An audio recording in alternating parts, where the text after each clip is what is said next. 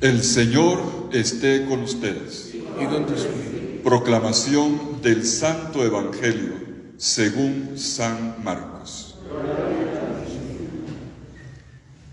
Sucedió que un sábado Jesús atravesaba un sembrado y sus discípulos, mientras caminaban, iban arrancando espigas.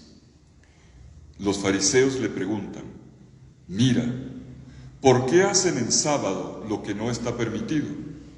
Él les responde: «¿No han leído nunca lo que hizo David, cuando él y sus hombres se vieron faltos y con hambre?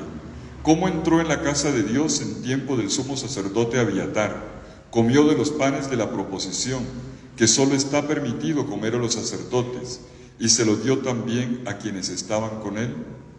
Y les decía: «El sábado se hizo para el hombre, y no el hombre para el sábado.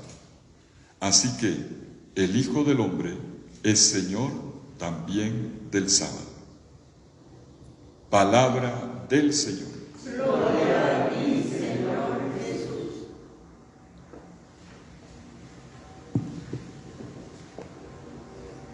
Estamos leyendo desde la semana pasada el Evangelio según San Marcos de manera continua, pasaje tras pasaje, página tras página. Y estamos en una sección que se llama la sección de las controversias, o también se podría decir de las polémicas, donde aparece la reacción negativa, a veces sorprendida, pero generalmente negativa, de las autoridades religiosas y de mucha gente frente a la novedad del comportamiento de Jesús. Todo lo que es nuevo generalmente genera reacción y muchas veces resistencia. Mucho más en el campo religioso, donde las cosas ya están establecidas y donde se cambia algo y enseguida la gente se encrespa. Pues eso le pasó a Jesús. Jesús trae la novedad del reino, trae algo nuevo de Dios. Y bueno, la gente comienza a sorprenderse y qué pasa aquí, y a preguntar e incluso a pelearle. Esta sección tiene 5 discusiones y hoy ya estamos en la cuarta discusión. ¿Cómo ocurre? Un sábado Jesús está caminando por un campo. Era un campo, estamos en Galilea. Galilea es una región muy verde, de muchos sembrados. Es linda, por cierto. Me recuerda mucho la sabana de Bogotá cuando yo veo todos estos campos, estos sembrados. Otro clima, claro. Y los discípulos, pues les dio hambre.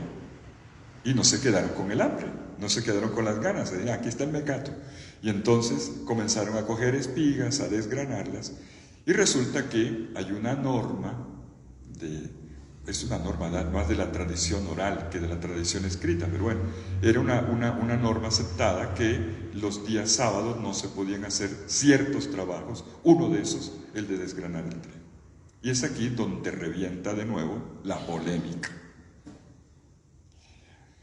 Yo quisiera llamar la atención hoy nada más sobre un detalle en esta polémica que a lo mejor la hemos leído muchas veces y que tiene un detalle que generalmente pasa desapercibido. Está en la manera como le preguntan, como interpelan a Jesús y la manera como Jesús responde. La interpelación a Jesús está centrada en una primera palabra. Le dicen: mira, así le dicen a Jesús, mira, ¿por qué hacen en sábado lo que no está permitido?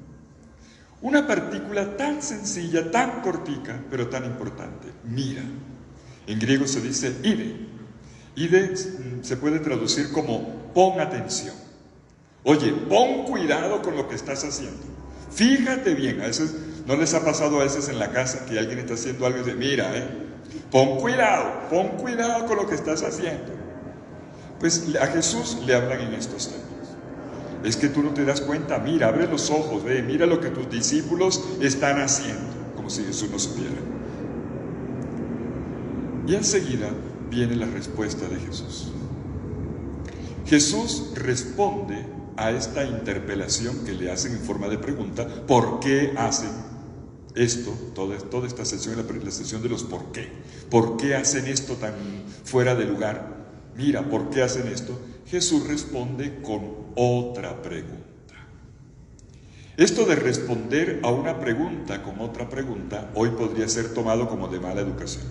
Porque usted le pregunta alguna cosa y le responde la persona, oye, respóndeme, no me comiencen a dar vueltas. Pero resulta que responder como una pregunta a la pregunta era una estrategia, una táctica característica de los rabinos. En las escuelas rabínicas de los tiempos de Jesús acostumbraban a hacer esto, sobre todo cuando dos rabinos se encontraban, había una pregunta, el otro le devolvía la pregunta. Y esta táctica es interesante. Responder con otra pregunta, sabiendo muy bien cuál es la respuesta, indica que no se quiere imponer la respuesta, sino que quiere invitar al otro a descubrirla. Vamos a descubrirla juntos. Esto tenía historia, Sócrates y su mayéutica y otros la aplicaban, a partir de la técnica de la pregunta. Y lo podemos practicar muchas veces incluso en la casa. En lugar de regañar, oye, ¿te parece que lo que estás haciendo está bien? Y es como más asertivo, ¿no? Es como más busquemos juntos y lleguemos juntos a una conclusión y no imponer. Pues Jesús, al mira, ¿por qué hacen esto? Jesús responde con otra pregunta. Y la pregunta es, oigan caballeros, ¿es que ustedes no han leído? ¿No han leído qué? La Biblia. Es decirle a un grupo de fariseos, ¿es que no han leído la Biblia? Es una cachetada, es fuerte. Es una cachetada con palabras. Es una interpelación. Es como decirle al párroco al final de una misa, ¿es que usted no ha leído el misal? Sí, claro que lo he leído. Decirle a los fariseos que se la pasaban todo el día leyendo la Biblia, ¿es que ustedes no leen la Biblia? Y aquí Jesús está pellizcando algo muy importante. Y lo quiero anticipar ya porque el próximo domingo en la iglesia celebramos el Domingo de la Palabra de Dios. Y ocurre que leemos, pero no leemos. Cuando Jesús interpela, ¿es que no han leído? Les está diciendo, oiga, leer la Biblia no es simplemente pasar páginas. Leer no es únicamente hacer el recorrido por unas letras de punta a punta y enterarse de algo que se dice. Leer es entrar en sintonía con otro que me habla a través de unas letras. Leer no es enterarse, leer es sintonizar. Leer es sintonizar. Jesús lo que le está diciendo es, ustedes cuando leen la Biblia han aprendido la mirada de Dios sobre las cosas. Han aprendido a sentir con Dios. Han aprendido a actuar con Dios. O simplemente, como loritos, leen o dicen y dicen. A la interpelación, miren, Jesús les responde, es que ustedes realmente saben mirar. Y todavía hay aquí algo más de fondo. ¿Qué era lo que miraban los fariseos? Lo que los fariseos estaban mirando era el defecto. Estaban mirando que no se estaba aplicando la ley como ellos consideraban que había que aplicarla. De hecho, como ellos entendían que Dios había determinado que se aplicara. Y tenían razón, porque había una norma. Pero siempre hay un peligro. Siempre corremos un riesgo. Cuando nos quedamos mirando las caídas de los demás, así sean objetivas. Cuando nos quedamos solamente mirando con nuestra mirada, con nuestra manera de entender las cosas, los pecados, las faltas de otros, como hacen los fariseos con los discípulos. Mira, ¿por qué hacen eso el sábado? Y no miramos con la mirada de Dios. Un Dios que sabe ver antes que la falta el corazón de cada persona. La cita que Jesús trae a colación es que no han leído. Lean la Biblia, caballeros, lean la Biblia. Decirle eso es duro. La cita que les recuerda es una en la que el protagonista es nada más y nada menos que David.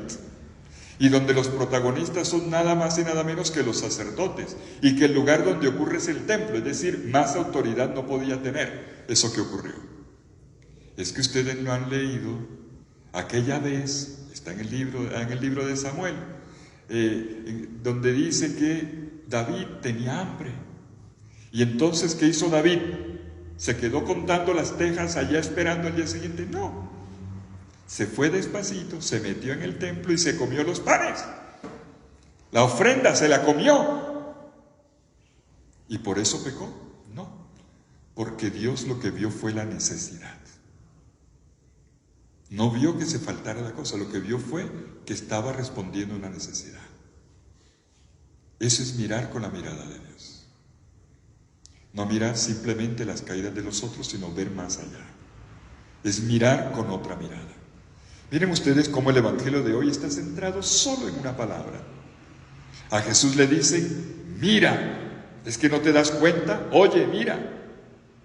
Jesús responde, ¿y es que ustedes saben mirar? Aprendan a mirar con la mirada de Dios. Esta mirada en la cual nos educa continuamente, todos los días, la palabra de Dios que escuchamos en la liturgia y cada uno en la lectura personal. Y Jesús puede decir esto, porque como lo dice él mismo en la conclusión, Él es el Señor del sábado. El sábado no se hizo para el hombre, sino el hombre para el sábado. Un Jesús que tiene la mirada, la consideración de Dios sobre el hombre y que conduce la vida de cada persona, y esa es su voluntad, hacia su plena realización.